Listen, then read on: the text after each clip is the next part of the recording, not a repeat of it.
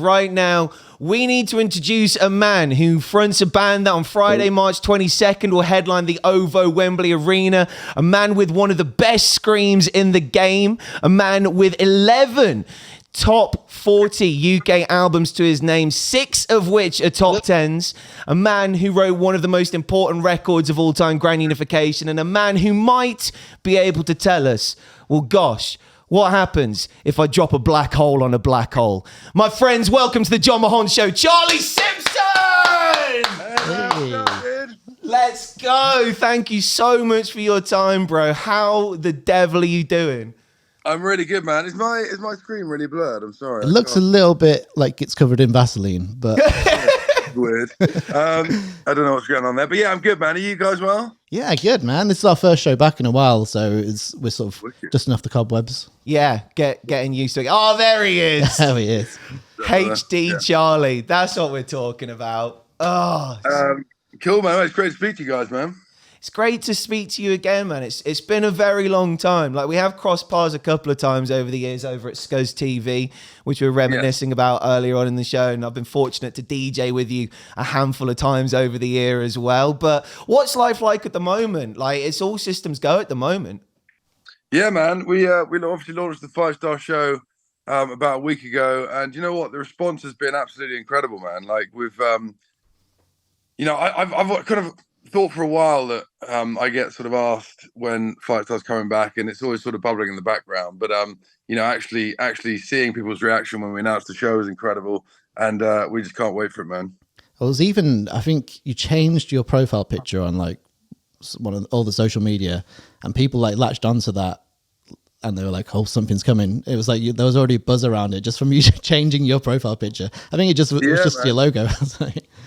I know, yeah, it's crazy. Like we obviously we haven't played a show in 8 years, so yeah, people are excited for it. And also I'm pumped because we haven't really played a show since we released our last album, and Behind the Devil's Back is my favorite Fightstar album. So I can't wait to play a few songs off that as well. Damn. We were literally just saying, I was saying it's one of my favorite albums of yours.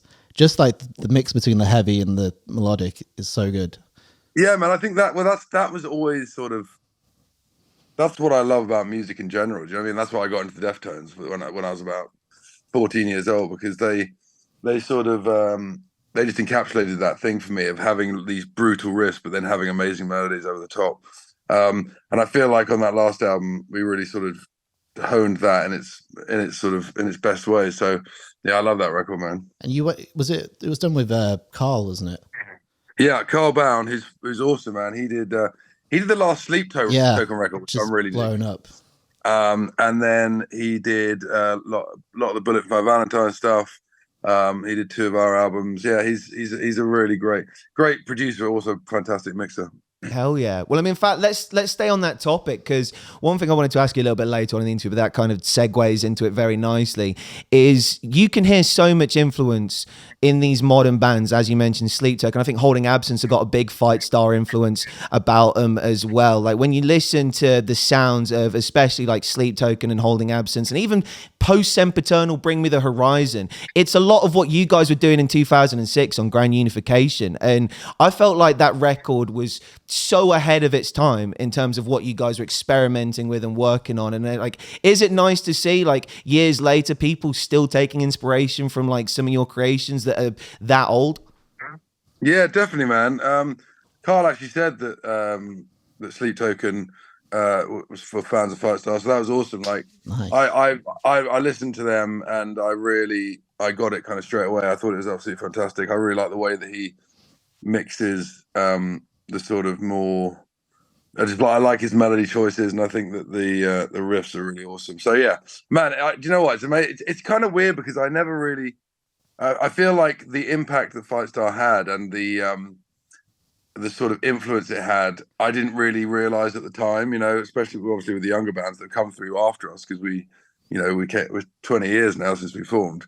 But it's always a huge honor to think that a band might be taking inspiration from something you've done, and I'm always very humbled by that. So it's amazing.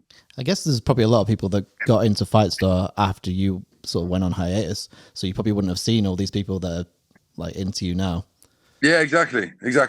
So it's really cool to see it now, and the gig at Wembley, I think it's just going to be one massive celebration, man. It's going to be like it's going to be one of.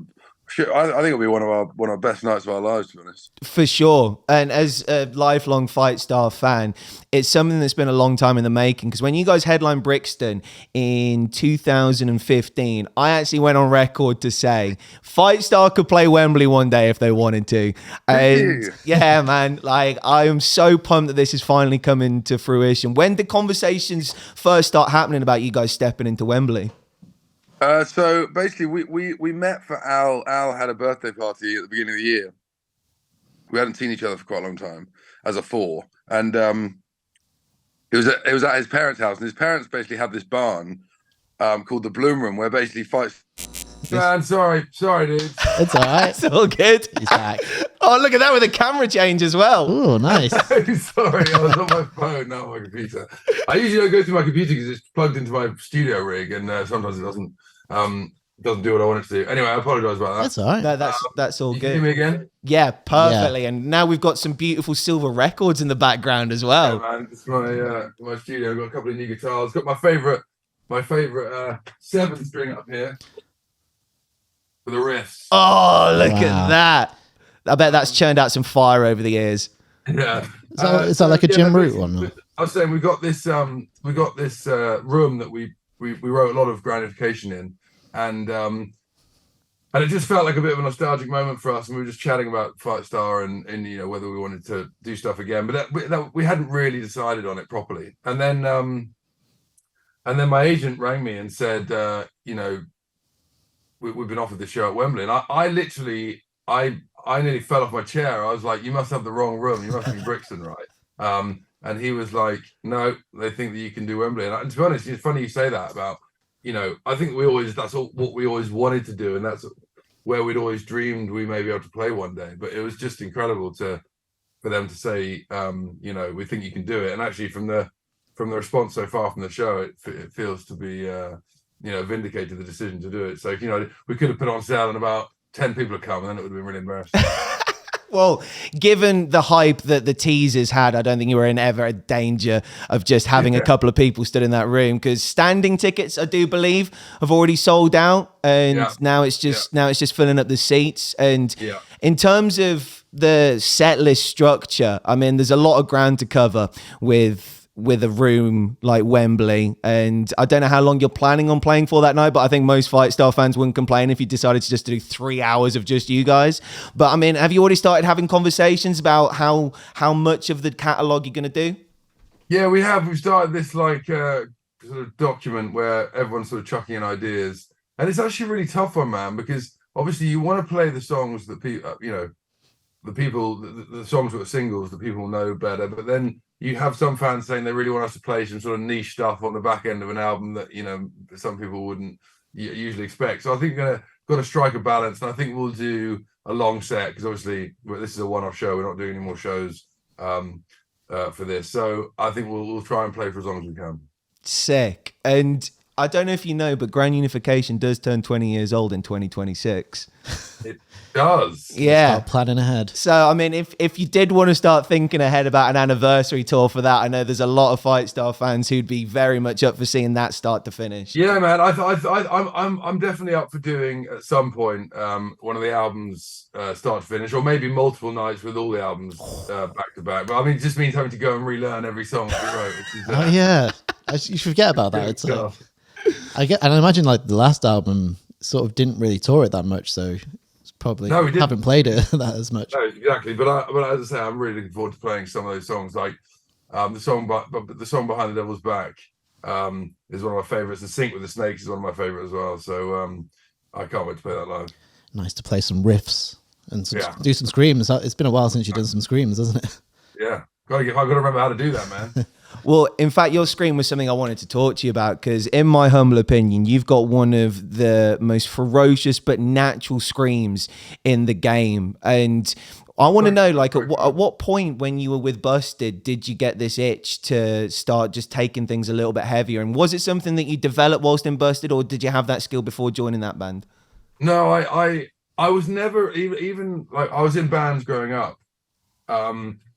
but I was never in like a heavy, like we were doing rock stuff, but it wasn't like I was never screaming in it. You know what I mean? Like we'd be doing my first band I was ever in. We were doing like Bush covers and Offspring covers, and more sort of grungy stuff.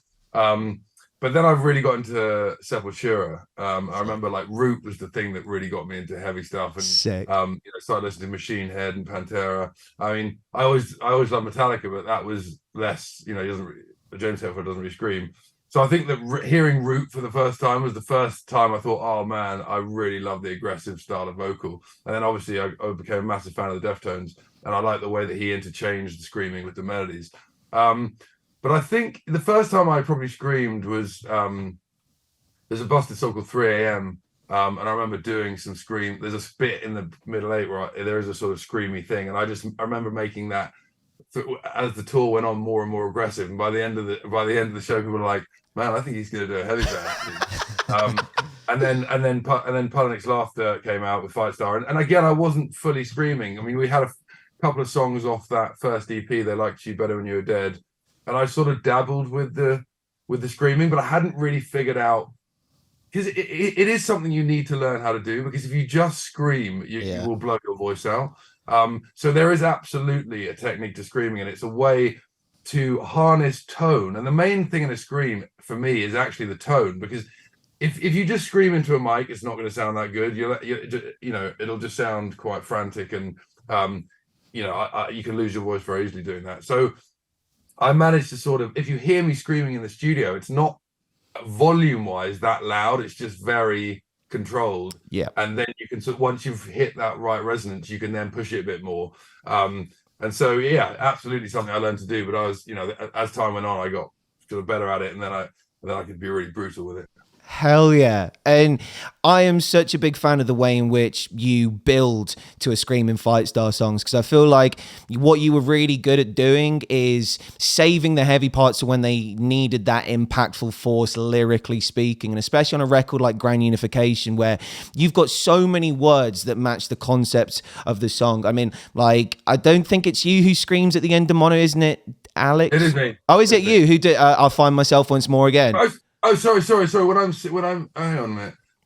I found myself once more I'm not screaming. I'm like singing. You mean?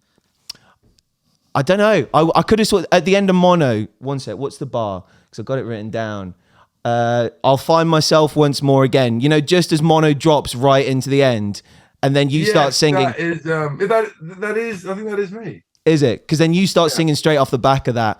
Like sometimes Al, like the end of Panic's Laughter, sometimes Al will do like a screamy thing as like a to counter melody. But I think on Mono it's me. I might be wrong. I haven't listened to it in a while. Sick. But I mean, like that scream in Mono, like especially with the words "I'll find myself once more again," like a line like that, given the tone of the song, has so much more impact when you put that scream over the top of it. And I mean, like with the concept behind Grand Unification as well, about it being this record about, two people finding their destiny at the end of the world. Like when you were writing that record in that garage that you mentioned earlier, and you were experimenting with all these screams, was it the case that you're like, okay, cool, when we scream, these words have got to be something that need a scream behind? Yeah, I think so, man. I think that, like, obviously that lyrically that record was, as you said, it was almost a concept record. And I feel like when I write screaming parts, they're definitely not just being chucked in for the sake of it. Like we definitely, like if you look at a song like Death Car, which is a song about basically wanting to kill someone, that is like, is wanted to kill a guy that had been with the girl. Like I'd broken up with my girlfriend and gone off with this guy, and I just wanted to kill him. And amazing. We sort of came up with the concept of putting him in a death car. And those death cars are like I think it's somewhere in Asia they execute people and they harvest their organs, and it's all really fucked up. Also, it's really messed up. Oh, dude, you can swear on the show, man. We're internet based. Go for it. Fine, okay. It's kind of a screwed up notion, but so I ended up writing the lyrics about that, and I just thought to myself, this all has to be screamed. You can't sing any of this stuff, So it's all very aggressive. And actually, a similar sort of thing with the song "Sink with the Snakes." But then there's the sort of mid scream, as you say, where you're sort of half singing, half screaming, and I think that's when you can really find emotion, because it's almost a tormented thing. You've got melody there, but it's really It's not just all out aggression. It's sort of like a beautiful scream, if you like. It's like the Sam Carter technique. Yeah, exactly. Yeah, exactly. He does it very well. And actually, I love Ollie Sykes' scream. Oh yeah, Ollie's got so good at these because he has that. It's when you sort of add bits of melody into the screaming, that's when it really harnesses emotion more than just gutturally shouting. You know what I mean? Lucas from Holding Absence has been flying that flag real hard at the moment as well. Like how he pushes that sort of like false fold scream into like having like a sing note behind it. Like, yeah, I've got to be honest, man. I'm not that familiar with Holding Absence, but I keep hearing their name. Can you give me a song to go and listen to? Afterlife. Afterlife. That's a great representation of the band. Yeah. Afterlife. Yeah, and I've heard good things about them, man. Yeah, and I know Lucas is a massive fan of yours as well. There's a lot of Fightstar influence within Holding Absence's material. Oh, wicked. Cool, man. Yeah, man. So yeah, it'll mean a lot for you to go and check out his tunes for sure. But like that's what I was saying earlier on the chat, man. Like the legacy of Fightstar has had so much impact on this British scene with your Holding Absences, your Sleep Tokens. And I mean, I still think that post Sempiternal Bring Me the Horizon like has so much of what you guys were doing, especially when you add into that element where you guys were messing around with like, samples and stuff on track on Grand Unification with the quotes that were going on throughout the record. And when you're putting that storyline together for like, at what point did it become a concept album? Was it something that as the record grew, you were like, damn, this is actually a concept that we're cooking here? It was more like that. We definitely didn't start out to make a concept record. We were sort of tapping into a lot of the anime Evangelion stuff. And so the concepts of that were being thrown up with some of the artwork that we were wanting to use, and Dan and Al are big anime fans, so we sort of just stumbled into that, and we wanted to make it like a cycle. So the first song on the album is called To Sleep, and it's like you go into a dream state, and then you sort of go through this post-apocalyptic story, and then at the end of the album you wake up and it just goes in a big cycle. So man, we definitely went more sort of concept driven than on any of the other records, but it was weird because we wrote that album pretty quick. Like we sort of had time to write that album, whereas the second one felt more like we're going in, we've got to write an album, because the label like, right, you need to write another album now. First album, we literally would just spend time in this room that I was telling you about earlier and just mess around with riffs and sounds. And I think there was a real purity to making records like that, because I think today so many records are just made in home studios, and you sort of build it as you go. But back then we literally just stood in a room together and sort of just hashed out ideas and different different sort of tonal palettes, and it was just a really nice way to make a record. I think records are made less like that these days. I guess there's less pressure with your first album as well. Well, I guess that's a very good point. When you're behind the sort of screen, as it were, and at that point, no one really knew that Fightstar was happening, because a lot of the songs that we put on the first album, we did actually write quite a long time before it came out. So, yeah, definitely that when the pressure comes and people start expecting stuff, then it's a different mentality, I think. Did you feel that pressure with Be Human at all? Because I felt like that record was so criminally underrated. Like English Way, War Machine, Colors Bleed to Red. Like so many of those songs had like a natural evolution of your sound. But like in terms of like how many people like en masse, like radio plays and all that kind of shit gravitated towards it, it didn't get the same amount of respect that I think previous albums in your catalog did, which baffled me. Yeah, I think it was definitely a sort of step in a bit of a new direction. I mean, we had this urge to write songs with an orchestra. So a lot of that record is recorded with a 24-piece orchestra, which was something we'd never done before. And we definitely were a bit braver with some of the songwriting. A song like Chemical Blood, which I love, is pretty out there. I mean, it's almost proggy. And I feel like, I feel like we've never wanted to make the same record twice. You know what I mean? We always want to sort of move things in a new direction. And as I say, personally, I felt like going through those different avenues, let us land where we did on Behind the Devil's Back. And I think that sort of took elements of each album and then made it what I always thought Fightstar would be. So if I was to play, even though I think Grand Unification, I love Grand Unification, I still think the last album would be something I'd play if someone had never heard us said, "What's your band like?" Sick. I love that so much. And one thing I don't think gets talked enough about is your cover of Breaking the Law. That. Oh man, that was so fun to do. Dude, that breakdown where you're just like, we are. Dude, I remember we had the conversation. It was like, can we do this? Are we allowed to do this? You know what I mean? Like, yeah, that's, Judas Priest are a pretty highly regarded band with the fan base that I was like, are they gonna be, going mental at us for this? But I love that cover, man. Dude, awesome. Have you ever played it live? No, we haven't. But that would be quite a good thing to play at Wembley. Yeah. Just part of the crowd, get a massive wall of death going. That'd be awesome. I might have to hold you to that, man, because that's an opportunity too good to pass up. Yeah. No, I really enjoyed making that. And actually, do you know what? We had a lot of fun. There's some songs we made as B-sides. We've got an album called Alternate Endings, and it was a collection of B-sides that we made. And when we go, you don't really get B-sides anymore because the nature of streaming. But we used to go away for a week and just really experiment with stuff. And we made some crazy songs, man. There's a song called Where's the Money, Lebowski, another one called No Sile, which is just, they're just, quite out there tunes, but really fun to make. Dude, Where's the Money, Lebowski? I'm so glad that got a shout out because, like, there, as you said, there is such a deep dive to be had on your discography, especially like on the B-side front. Because I remember when Be Human dropped, that was kind of like, that for me was like the last time you actually saw B-sides getting like acknowledged. Because wasn't Colours Bleed to Red a B-side for English Way? No, see, Colours Bleed to Red was a Colours Bleed to Red was on Be Human. It was on Be Human, but it was we wrote that pretty early on. And the other weird thing about the album is that I drummed on half of it because Omar broke his wrist. No way. So we had all the studio time booked, and Omar broke his wrist, and we were like, we didn't have time to put it back that far. So I basically had to get in the studio and do like a Rocky montage and get myself in shape because drumming is like my first instrument, but like I wasn't really ready to be recording, so I was literally in there every morning just practicing for like 2 or 3 hours.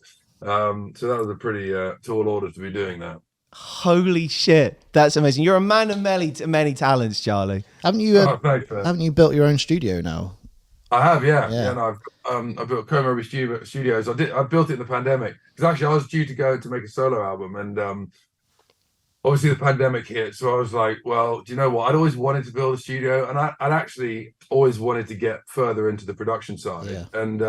And now I'm like gone down that rabbit hole, man. I mean, honestly, it sucks you in. And so I kind of love producing stuff now. And definitely something I'd definitely be into in the future is maybe producing some other bands. That'd be sick. And stuff, which would be cool. Dude, like I would love to see you teaming up with some of these bands that are coming out of the UK right now. Yeah, dude, that's exactly it, man. I mean, a few people tap me up online being like, if you're interested in producing, then will you do our band? So, over the next 2 or 3 years, I think I'll definitely take some people up on that offer. But I think like you offer so much more than just like the production. It's like you can be like, oh, maybe you can add this melody in, or maybe you can change the structure wise. Like you got so much that you can offer towards bands. Producer's job, a producer's role in the old school way, it wasn't even really being about the computer and being an engineer. Producer, like a real producer, like Rick Rubin is someone that comes in and he'll basically assess a song. And we've had it with producers we've worked with. They'll sort of analyze every part of the song. Is that as good as it could be? Could you try that here? Could you try that there? I think that was the original art of what a producer was. It was almost like a sort of consultant on the music as much as anything else. Yeah. Hell yeah. And in terms of like your future past music with your solo projects, is there any chat at the moment about new Fightstar music? Because I know that's something that a lot of fans will be asking a question of. Yeah, I think at the moment, no, because time-wise, doing a one-off show is something that we could all fit into what we're doing at the moment, because we've got a lot going on outside of Fightstar. But if we want to do music, I think we're going to have to really dedicate a full-blown year to it, and it's something that I'd love to do, and I know the boys will when the time is right. So I think for this Wembley show, it's going to be an isolation thing that we just want to come and celebrate with all the fans and have a great night. And then at some point in the future we'll definitely look to do new music, man, because I love it. I love the riffs, man. Speaking of which, that was going to be one of my last questions to you, which was like, out of the songs that you haven't played out of the Fightstar catalog in a while, what are some of the ones that you're like, cool, that one on the set list, I need that in my life right now? I think that there's one. Do you know what? It's a bit one that's not a single, or you know, not one of the well-known ones. It's a track called Titan, and it's one of my favorite tracks off the last album, and I'd love to play that. I'm looking forward to playing Build an Army again, because that always gets people riled up. And then, you know, I'm really looking forward to hearing when we break down in Paint Your Target, and it's just that little sing along, and the crowd always go. I can't wait to hear that Wembley Arena singing that back to us, man. It's gonna be amazing. That little bass note just before it kicks back in on the last chorus. Exactly. Yeah. Hell yeah. Well, dude, as someone whose life was changed by Grand Unification, like so much so I've got the album artwork tattooed on my ribs. It's one of the most important albums of my life. I just want to say a massive thank you to everything that you did with the Fightstar project, because legitimately changed and saved my life on many an occasion. And you and the Fightstar boys have made such a massive impact, not just in my life, but to a load of other fans as well. And this Wembley show means so much to the Fightstar fan base. So honestly, I can't thank you enough for it, man. Hey, that's so lovely to hear, man. Do you know what? Like, it really makes me happy to hear that. Like, you know, we love what we do, and we're so humbled by the fact that it's, you know, it seems to have had a positive impact on people. So thank you so much for the support, man. No worries. And we will see you March 22nd, 2024 Come on along, Friday man. night. It's going to be incredible. Holy shit. Well, my friends, show a lot of love and appreciation for today's guest, Charlie Simpson from Fightstar. Cheers, Charlie. Nice one, guys. Take care, yeah. Cheers, bro. Thank you ever so much, man. Bye.